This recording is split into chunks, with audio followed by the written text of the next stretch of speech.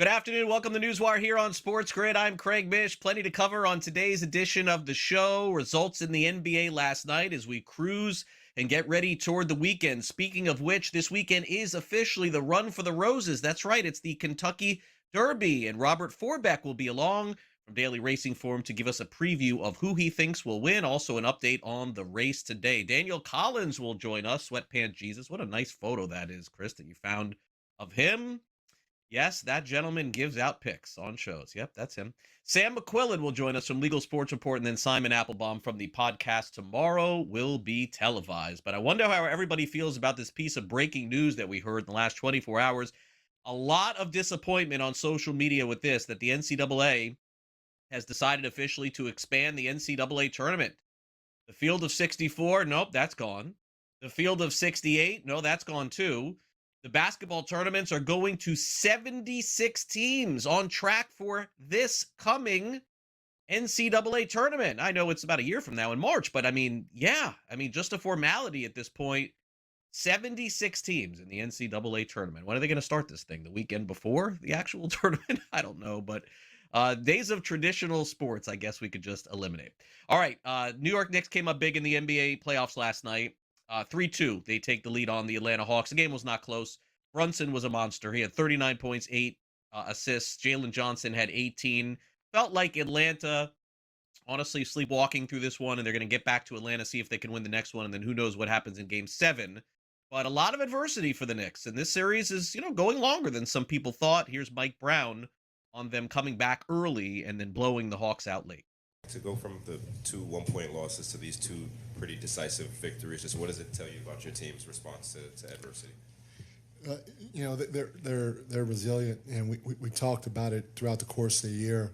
You got to go through some adversity throughout the course of the year to see what you're made of as a group, see how you're going to respond, and you just got to keep fighting. And our guys have been through a lot so far this year.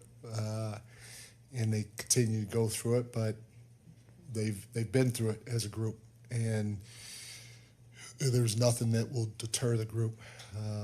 They're a veteran group that knows what they want and how to go get it, no matter what's in front of them. Well, they did what they were supposed to do, protecting home court, and we were never their defense. Never really let us establish, consistently how we need to play to beat them. And we have to be more committed to it's really like imposing your will.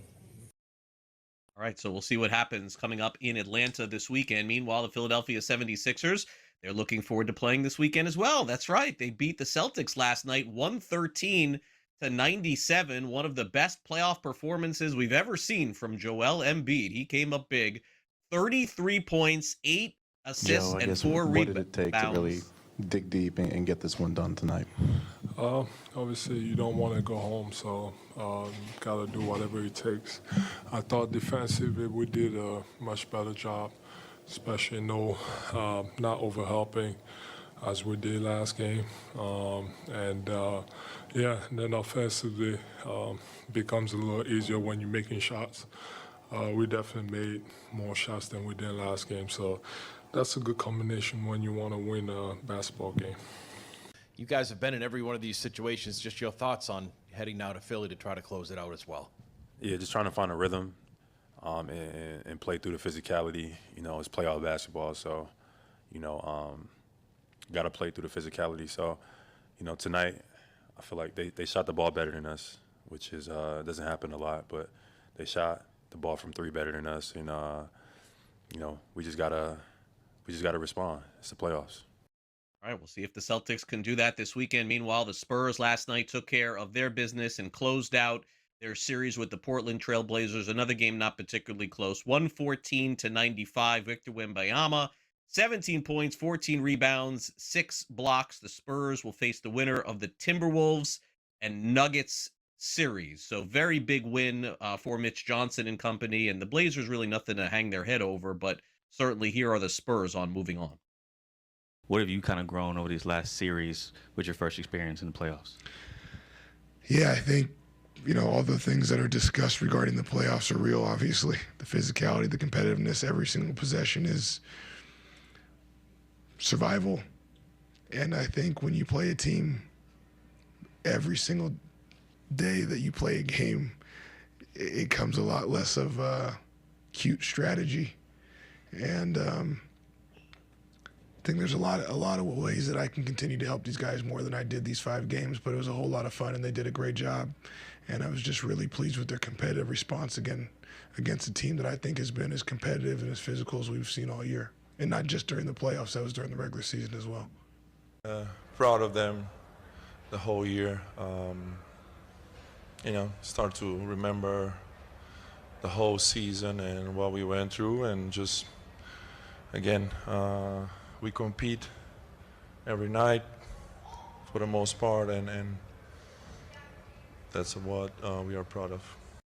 All right, NBA playoffs continuing tonight. We'll get a preview coming up with Daniel Collins in just a few minutes. Let's get to some baseball here. Don Mattingly's first official game as interim manager of the Phillies is in the books, and it's a win, 7-0. The Phillies blow out the Giants and also hold them to 2 hits. Jesus Luzardo has had a tough season, was great yesterday. 7 innings pitched and 8 strikeouts. Don Mattingly, after the game, very emotional on being back in the skipper seat and picking up the win. It feels great, obviously, for us to win, and not necessarily for me. I don't.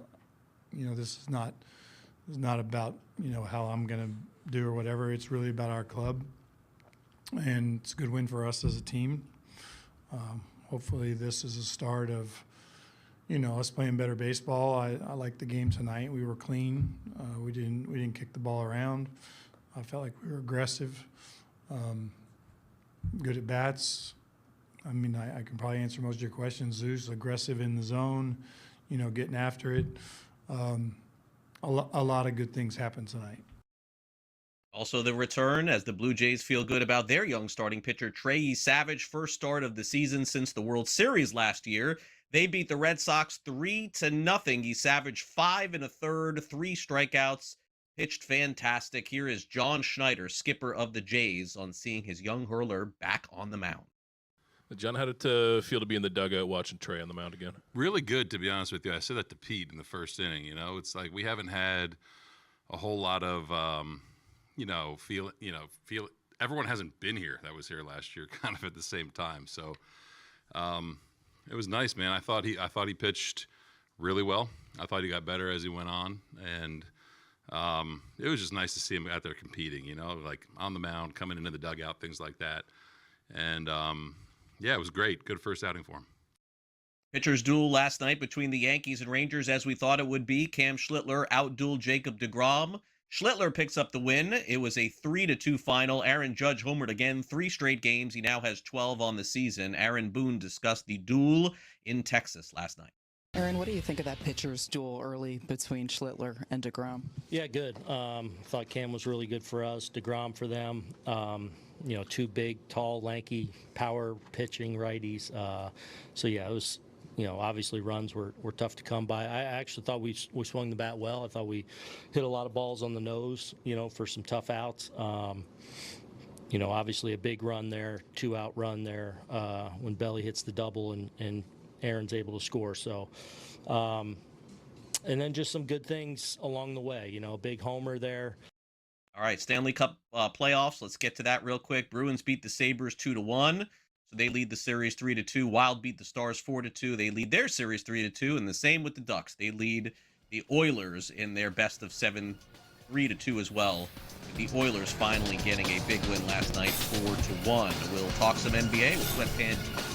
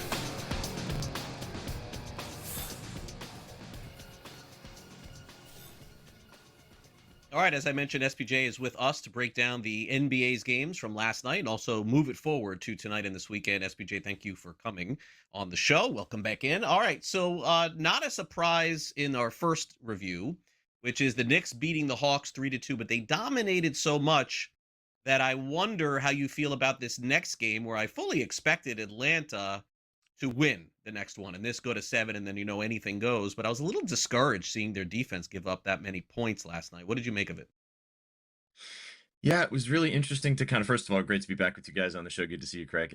Yeah, I was very surprised, obviously, what we saw in the game prior as well in the last one in Atlanta with the Cat with that triple-double. They obviously made some offensive adjustments in the way that they were running their offense on the New York Knicks side, and we saw the exact same thing last night in the Garden. So, yeah, if you're an Atlanta fan, you're probably feeling a little bit less confident as you were going into this series. I still think, like you said, they get the job done in Game 6 back in ATL. That place is going to be rocking, and then we'll see what happens in a win-or-go-home situation in Game 7. But I thought the Knicks were really good last night. Obviously, offensively, they were able to continue the success they saw in the game prior, using Cat as kind of that, linchpin of the offense, which is something that we hadn't seen in major stretches of the regular season. So the adjustments, watching the chess match between both of these teams in this series has been really fun, especially the last couple of games. We'll see if that happens in Game 6. We'll see if we see some better shooting from the Hawks in Game 6, as well as they really struggled to put the ball in the bucket in stretches yesterday in the Garden. So I think if the Hawks shoot a little bit better, obviously take advantage of some of the offensive adjustments that they need to make on their end, I think we do get a Game 7 here, but we shall see, man. It's been a crazy playoff so far. We obviously saw the Spurs take care of the Blazers last night, and the most shocking result of the entire evening last night to me was the 76ers. I thought the Boston was going to handle business last night in the Garden, but the Sixers said, no, not so fast. Joel Embiid had a fantastic game. So that's the playoffs for you. We'll see what happens on a game-to-game basis. But yeah, great basketball last night.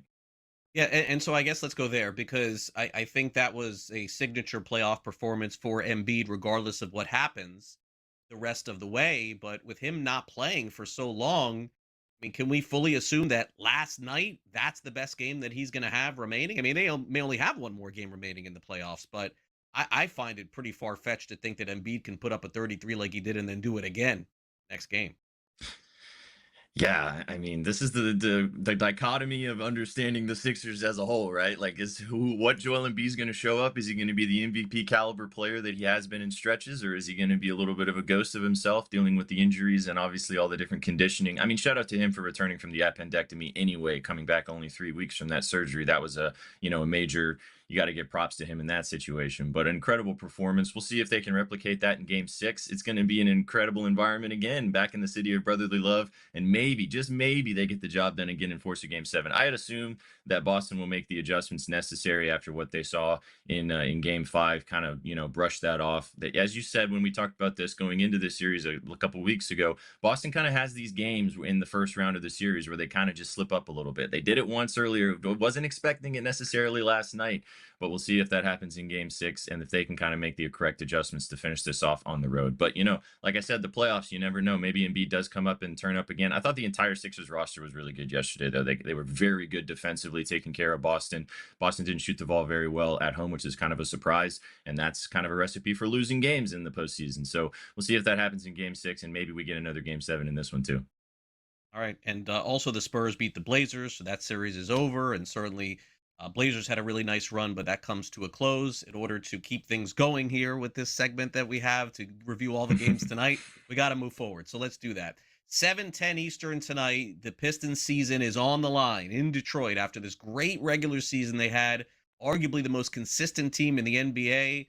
They've run into a buzzsaw in the form of the Orlando Magic. How about this? Orlando leads 3-1, but the odds makers are telling us Detroit's going to win tonight. 9.5, total of 214.5.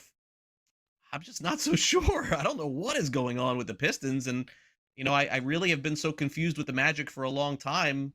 I just hate trying to handicap them at this point. I'm not going to lie to you, Craig. I agree with you. I don't have any plays in this game. The spread was a little bit surprising to me. As you mentioned, if you look at it on paper, right, you think the Pistons, get the job done very easily. But that has not been the case this entire series. I thought they were going to handle business in the last game and even things up with Orlando. But Cade Cunningham's turnovers have been a big problem. Jalen Duren has been a ghost of himself in this entire series, who was one of the biggest reasons why this team was the number one seed in the Eastern Conference this season. Cade playing MVP basketball, but Jalen Duren being that second option, and he really hasn't done that. So I think they probably right the ship tonight. I would definitely not want to touch the double-digit spread. I mean, should they win this game by 10 to 15 plus? Probably, to stay alive. But as you mentioned, no bets for me in this one. I'm just going to sit back and watch and just hope that we get another Game 6 back in Orlando in this one. But you never know. We'll see what happens. I really feel like the Pistons are going to turn up tonight, but I've said that the last 3 games, and they've proved me wrong every single time. So no bets for me. I'm just going to sit back and watch this one as a basketball fan.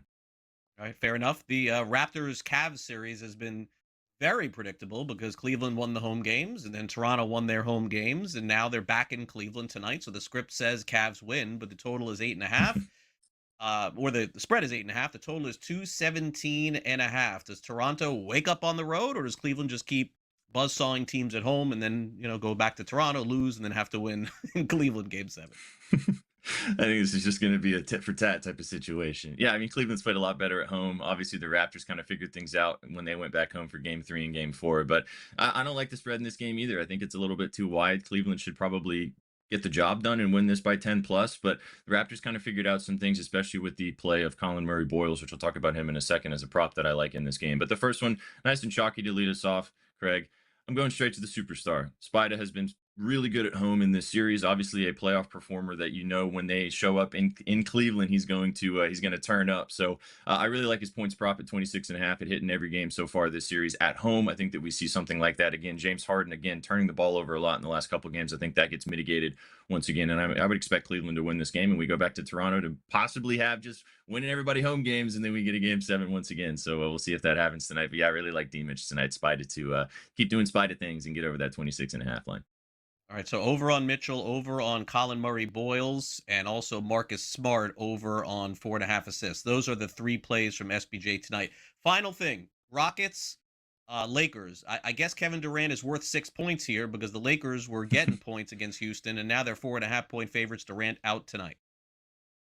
Yeah, no KD obviously affects this Rockets offense. They kind of played desperation basketball in the last one, got the job done against the Lakers. You got Austin Reeves coming back tonight. It's going to be a good one, but I think we see bye-bye to the Rockets tonight in La La Land. All right, SPJ, we'll see you next week. Thanks for coming on.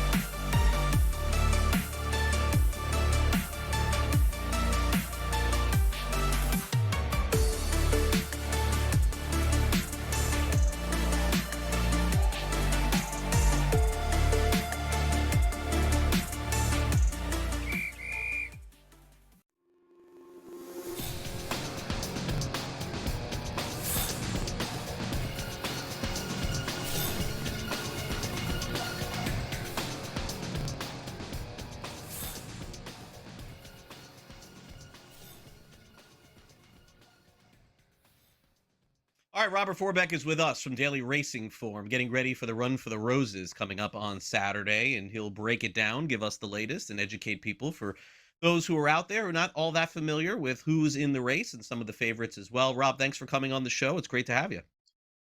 My pleasure. It's obviously this is the biggest day of racing coming up in North America, in the world for that matter, right? So it's an exciting time for everyone at DRF and in the racing community, and this is the one time a year when casual sports fans and hardcore players alike all are concentrating on horse racing, right? So it's a big week for us. Yeah, definitely. Can't wait till I like Friday's events too, as well. But Yeah, Rob, for sure. before we get to the Oaks and the Derby as well, obviously I am not 100% familiar with all of this stuff. Every year I lean on people like you to kind of tell me who's involved in the races. So before we begin, my understanding is there was a scratch, one of the horses this morning, Silent Tactic. I know you told our producer, so I looked it up and it looked like there was just some sort of mild injury here. So how does that factor into any of your handicap, and how does that factor into the field this week? What kind of horse was this? Well, I mean, he was 20-1 morning line, so he was a long shot. Although a long shot that I thought actually had a chance to come in the exotics, maybe third, fourth, to complete your trifectas, superfectas. So he's out. That means Great White draws into the race. Might get some play there from some casual fans. I like just like playing names and everything like that. But Renegade is the favorite in the race, and Silent Tactic was second to him in the Arkansas Derby last time out. So, I thought Silent Tactic had a chance. He's out, so gives Great White and those connections a chance to steal the glory. We've seen over the years, crazy things happen in this race, right? So, you never know. 20 horses. All right. The only time these horses will ever run against a 20-horse field, right? So Right, anything always. could happen. Yeah, and Rob, I did see a story the other day, if I'm not mistaken, that Churchill Downs ended up buying the Preakness. I'm not sure if that was accurate, if you heard about that as well. Yeah, Maybe you can expand on that exactly. so they bought the intellectual rights to the Preakness, right? So Okay. Maryland, the state of Maryland, and the New Maryland Jockey Club are still going to run the events, conduct the races, handle all the operational aspects of it. It's just now Maryland is writing a check to Churchill Downs instead of First Racing. So really nothing is changing anytime in the immediate future with that. But you never know. There's TV media rights coming up in the next few years. There's a lot of conversation about adding an additional week between the Kentucky Derby and the Preakness, right? Right now, it's only 2 weeks between those two races, and then 3 weeks to the Belmont Stakes. In this day and age, horses usually space their races out, especially the good horses, much further than that. So there's a lot of thinking that if you add an additional week between the Derby and the Preakness, you'll get more horses to come back and run in the Preakness. Like, for example, Sovereignty last year won the Derby and did not come back and run in the Preakness. Right. And then he won the Belmont Stakes. So, and Sovereignty, he probably would have won the Triple Crown if he would have run in the Preakness. So we'll see where that goes over the next 4 or 5 years. Okay, so that is the big question, whether it's Renegade or another one of these horses. By the way, Renegade right now 4-1 to win the Kentucky Derby on Saturday, Rob. Everyone wants to see the Triple Crown. So it's like, yes, this is the big event and the Kentucky Derby is the signature one. But is there a horse in the field this year that can win all three? I think most people were more focused on the disappointment last year of Sovereignty not running and even attempting it. Yeah, I mean, it was disappointing for the entire game and for the sporting world, right? I mean, there's nothing more exciting, at least in my opinion, than a possible Triple Crown winner. And he was such a standout horse. He was the buzz horse going into last year. I don't really know if there's one of those this year that you're like, man, this horse could do it. Although a lot of them are lightly raced, so that they could come back in a shorter period of time. As you see there, I've been a big fan of Further Ado over the last couple of months. He ran a huge race in the Bluegrass Stakes at Keeneland in his last time at Churchill Downs, which to me is always important. He gets the outside 18 posts, which means he'll be able to avoid a lot of the traffic. Some of those horses on the inside are going to encounter. I think he's got a great shot. The Sixth Commandment, all he does is win races. He's going to come closing at the end. Renegade is, probably had the most impressive Derby prep in the Arkansas Derby, owned by Mike Rapoli, trained by Todd Pletcher. And the important thing on Renegade, Iran Ortiz, who's been the top jockey the last 4 or 5 years in this country, had a chance to ride 7 or 8 of these horses, and he chose Renegade, right? So that's something to take into consideration. All right, Rob. We'll enjoy the run for the Roses. Thanks again for coming on the show and breaking it down. My pleasure, anytime. Sam McQuillan up next.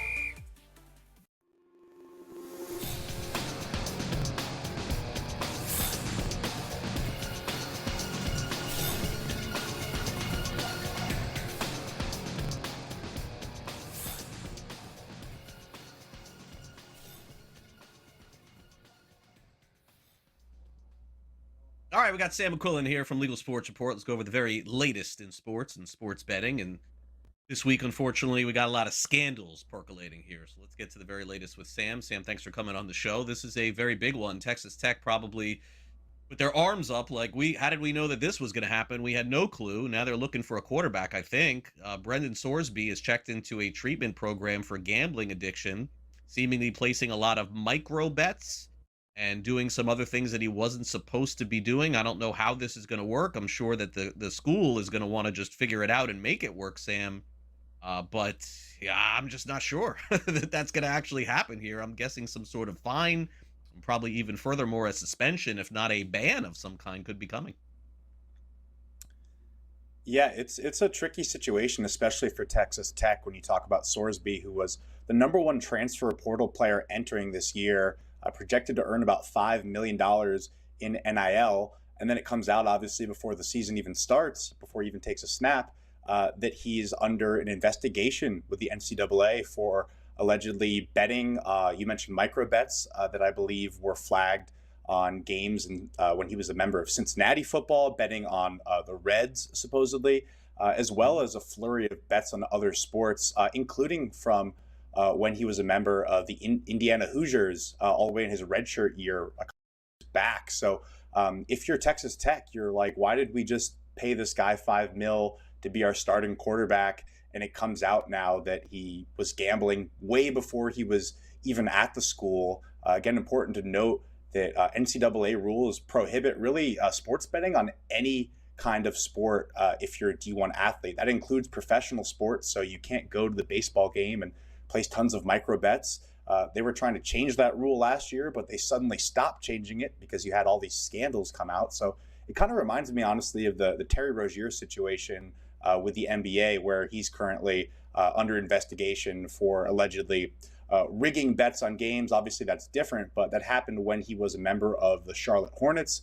Then the Miami Heat traded for him, and then it came out after that he had, allegedly done this activity while he was a member of the Hornets, and the league had already investigated it. So if you're Texas Tech, you're kind of like, why did we, basically buy something that was already kind of damaged goods, or somebody knew about this? Right. So I think that will be the really interesting thing to watch here, is how that kind of changes the response or the penalty that comes down. He could lose up to his entire eligibility for betting on a sport that you play in. The minimum bet, if you bet on that, is about 50%. But if it's the team that you're on, it's way more. So this might be a case where they try to make an example of him. And of course, you'll have a lot of people talk about, he wasn't betting against himself, or he wasn't, doing anything. People make a ton of money off of betting. Why can't the players do it? So it really is a more nuanced conversation this kind of brings to light. But again, not great news if you're Texas Tech. And I imagine it's just one of those cases where it's supposedly technology working the way it's supposed to, catching bad actors. But then, if you're Texas Tech and the NCAA, you have to kind of deal with the results and the headlines as they come. Yeah, it's going to be tough for Texas Tech hitting the portal again, I would assume, or trying to figure it out. I mean, college football season now closer than it is, I guess, further away from that national championship coming up later this summer. They get back on the field. All right, let's get to Arkansas. Some very big results here from some of these sports betting operators. You can read about this over at LegalSportsReport.com. Sam, why is Arkansas having such big numbers here in the month of March? Is it solely surrounding college basketball, or is there more to this? Yeah, Arkansas is one of those states that for a long time has really only had one sports betting app, and it's been a very limited market as a result. But just in March, it allowed DraftKings and FanDuel to enter the market now with 3 operators, and betting growth was up about 40% year over year in March. So some of that obviously was the NCAA tournament, more people betting, but a lot of that is because DraftKings and FanDuel were coming to town and bringing a lot of money with them. It was about $87 million was bet in the month of March, which is not only a March record, but it's a record for Arkansas in general. And it was really interesting to note too, DraftKings and FanDuel were only active for about 12 days of the entire month, and still betting growth was up about 40%. So it just kind of shows you the brand power that those apps still have, even when you talk about prediction markets and other alternative platforms that are out there. The interesting thing here, however, is the state didn't make any tax revenue from it, and that's because the operators didn't make any revenue themselves. They actually paid out $8 million more than they took in, so revenue was more than handle, and that's because a lot of that handle was just promos that they flooded the market with because of the state's structure, sign-up bonuses, free bets, just basically FanDuel and DraftKings buying market share very aggressively in Arkansas, which, if you look at the online sports betting map, it was 30 out of 30 states last year in handle per capita. So basically, out of all the online sports betting states, people were betting the least there, and that's because, again, they really only had one brand. There's also some complicated rules with operators being required to remit at least 51% of their revenue to their casino partner, so that complicates the framework a little bit as well. The new deal that DraftKings and FanDuel are under is not public, but it's kind of, we can kind of look at it and say maybe they don't have that stipulation as well, which again is why there's so much more money being flooded in the market. So, the big picture is kind of it's generating more betting and it's good for the market.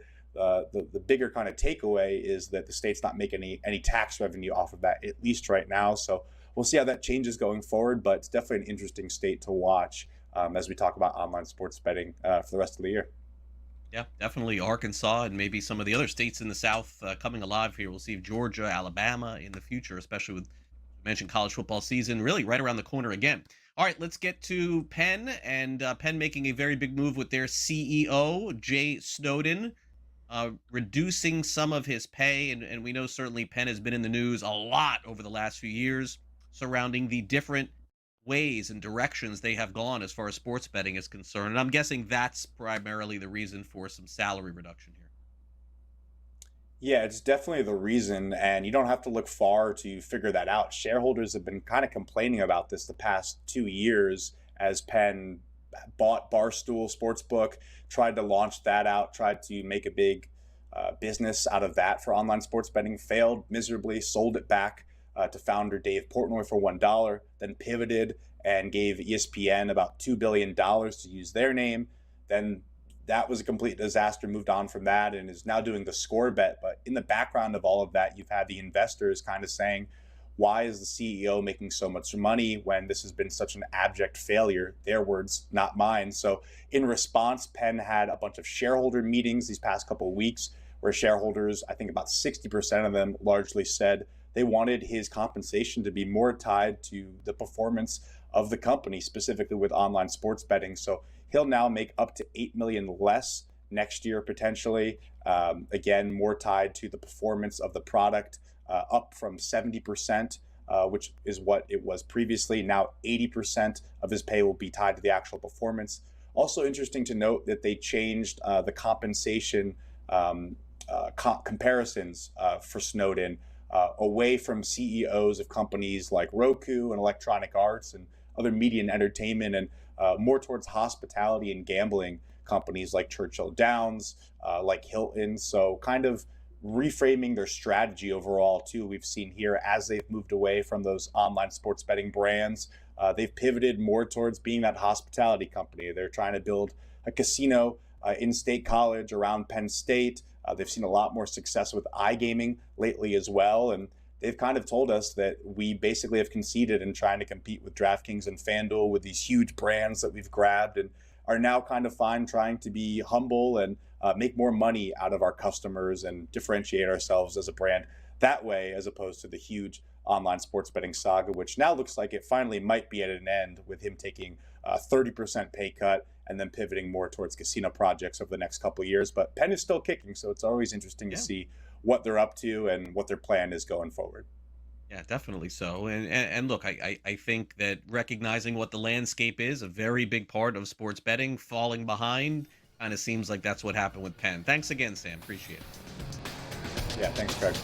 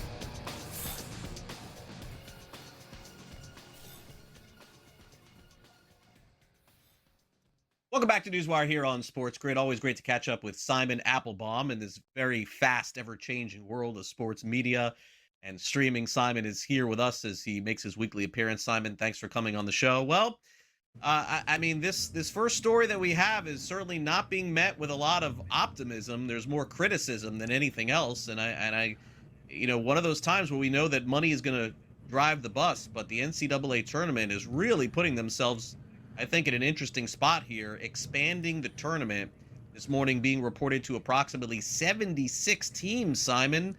And, some folks already thought it was too much at 68. So this is going to go a number of different ways. I'm hopeful that the NCAA gets this figured out, but it's a very big boom or bust situation coming next year.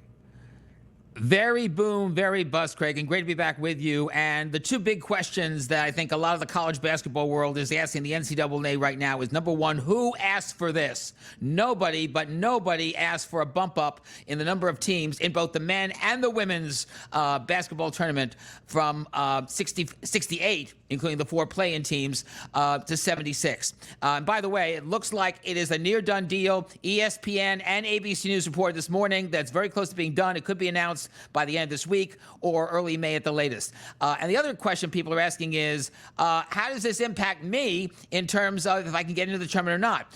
If you're a major league like the SEC, the ACC, the Big 10, the Big 12, and let's say you are getting a 9, 10, or 11 seed in the tournament, either men's or women's, you're going to have to fight for that seed now because you're going to be playing a play-in game, one of the 12 that are going to be in this new format. Right now, you have 4 play-in games, 2 on Tuesday, 2 on Wednesday night, both covered by True TV in terms of the men's, ESPN on the women's. Now you're going to have 12 play-in games, 6 each day. So there'll be 4 new ones on Tuesday, 4 new ones on Wednesday. We don't know yet what the schedule is going to be. It looks like it's going to be probably daytime, similar to what you have in the first or second round of the NCAA tournament, where you have a 12 noon window, a 2 p.m. window, a 4 p.m. window, and on and on and on. This is going to be really, really difficult. And by the way, if you're a small conference or a mid-major like the Ivy League, the Missouri Valley, the Southern, the Sun Belt, Conference USA, you're probably wondering, if I don't get an automatic bid,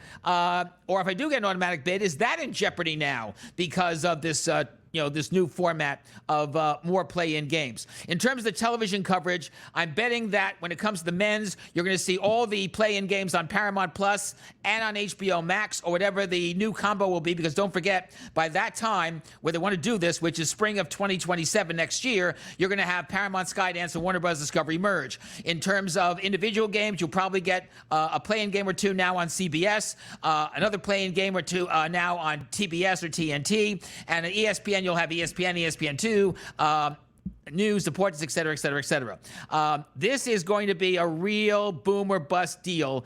And right now, no matter what league you're in college basketball, you are not liking what is going to happen. And now it's all depending on what the NCAA announces if this deal, in fact, does go through.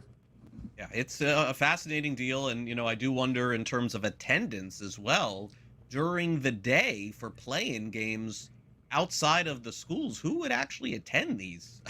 I don't think many people, but they've got it figured out television-wise, that's for sure. All right, let's get to the CW. Not that they're punting on their own original programming, Simon, here, but they're thinking that maybe simulcasting some ESPN programming could get them some more eyeballs on their network. Not only more eyeballs, Craig, but also ad revenue and maybe an opportunity to do some interesting things on ESPN's mega content or unlimited service that they can't do on their broadcast channels. So the deal is this. Starting this summer, all of the CW's weekend sports programming, as well as NXT, that's WWE's wrestling league, that will all go on ESPN Unlimited. Now, this opens up a lot of interesting opportunities. One, CW could sell ads on the ESPN service. Number two, with ESPN doing bet tracking on some of their events. You could see bet tracking, let's say, on next year's or next season's ACC football or the new Mountain West football package, the Pac-10 package, et cetera, both men's and women's college football and basketball. You also could have the opportunity for interactive features. And if ESPN decides to maybe pull the trigger on sports betting, it means that all those unlimited features, including CW Sports, that could be a big deal for the CW. The big thing is you just mentioned, CW wants more eyeballs. Less and less people are watching broadcast television.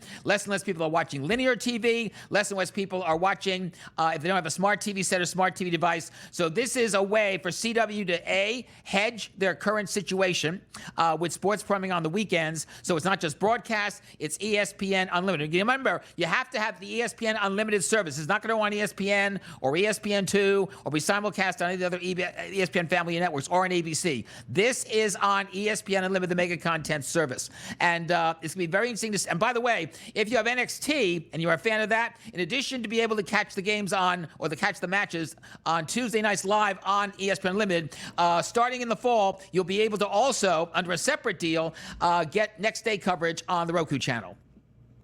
Simon, let's close out with the NFL draft. It was one of the shortest drafts of all time, with Commissioner Roger Goodell shortening the time from 10 to 8 minutes, and apparently one of the most watched drafts of all time as well, despite not a lot of buzz going in. And by the way, one of the most criticized for exactly what the NFL did. I'll say it in a second.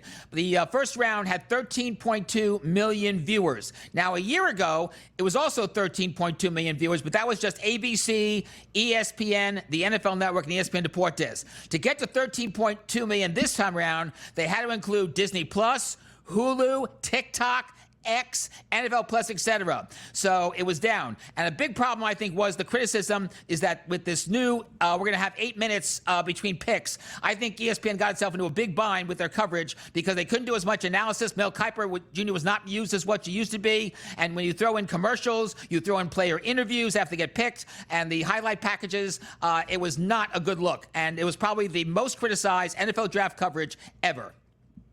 Interesting. And the beginning of the end for bowl season, Simon, I'm not surprised here. Holiday Bowl has nowhere to broadcast, and this is just the beginning, Simon, of all of the bowls, I think, going away. Very well could. But the Holiday Bowl, which is one of the most popular non-New Year's Bowl games, could get new life either on CBS or on NBC or on Netflix or Prime Video. All right, we'll see. Simon, great stuff as always. Thanks. We'll see you again next week. You got it, Craig. Take care. All right, coming up next, a big pitcher in Major League Baseball heads to the IL. We'll tell you who next.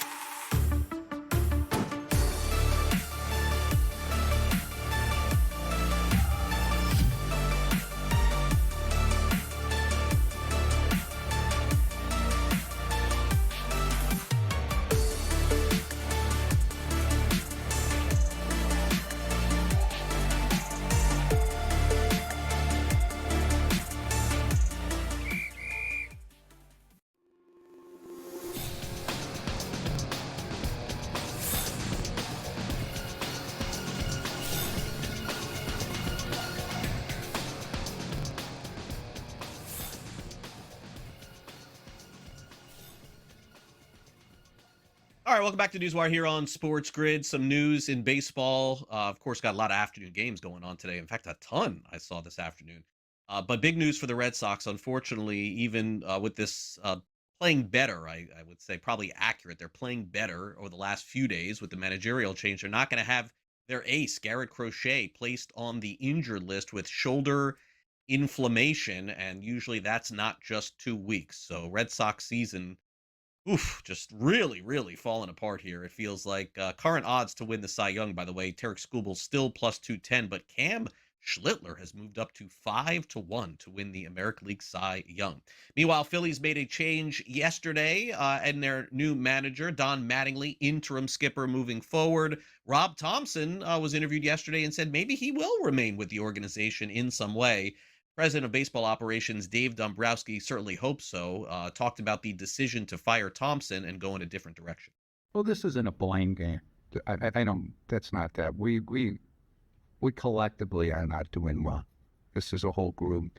I don't think we're playing very well from an offensive, defensive, pitching performance. I don't think we're playing up to our capabilities. Squad together just has not done very well. You can blame whomever you choose to do, but for us, we don't really do that. Rob, it's like the rest of us, and you bear responsibility. So I talk to him every single day, but just the way things were going are not going well enough. I don't think we're playing up to our capabilities. I think we're a much better club than we played. And so you make some decisions. By the way, the Red Sox 1-0 after firing their manager, winning the first game. Phillies 1-0 after firing their manager. So I guess if you want a win in your next game, what you do is you fire the manager. Okay, let's wrap it up with some high prices for the World Cup parking and a whole lot more. Time now for some last licks.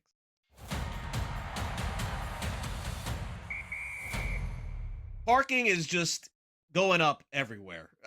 Basically every event, these parking companies just decide, you know what, let's just charge as much as we can. People are going to pay it. They have to go to the game. It feels like they're doing the same thing as ticket prices, honestly. So if you're going to Hard Rock Stadium here in South Florida to watch some of the World Cup games, I'm going to give you the parking prices. Saudi Arabia, Uruguay, and Uruguay, Cabo Verde, you could park for $175 at Hard Rock Stadium. That's for one game, $175 to park.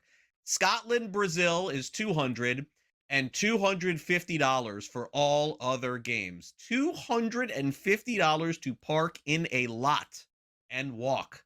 And this is not premium parking either. This is just in the lot. At Hard Rock Stadium, they do have a lot inside, and then they have a lot outside. And if I'm not mistaken, that's still the price here for $200. Now, I will share one caveat with you.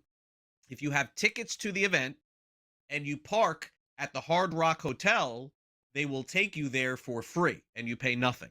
So at least that's something. But generally speaking, there are some people that are coming from Miami and south that don't want to go all the way to the Hard Rock to go all the way back to Miami Gardens to go to the game. Just going to have to pay. Wow. $250. All right. Dollar hot dogs yesterday in Toronto. This always goes well. Last night, 97,000 hot dogs sold for $1 a piece.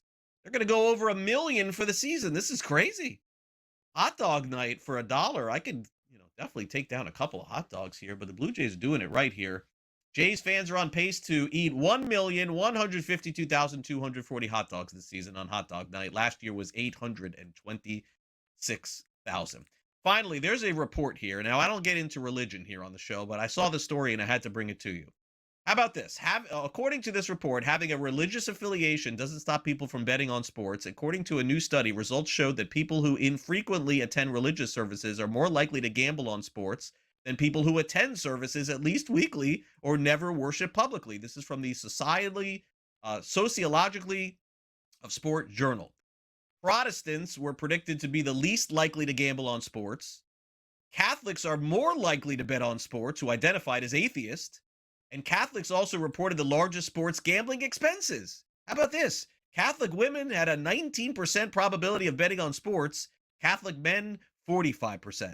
Now, I don't know that I believe any of these sports, but it just goes to show you we are diving into everything here on NewsWire. You can be religious and still bet on sports and not. I just thought it was an interesting report. You can read about it on the Sociology of Sport Journal. This story. Again, I'm referencing things. I'm making this up here on the show.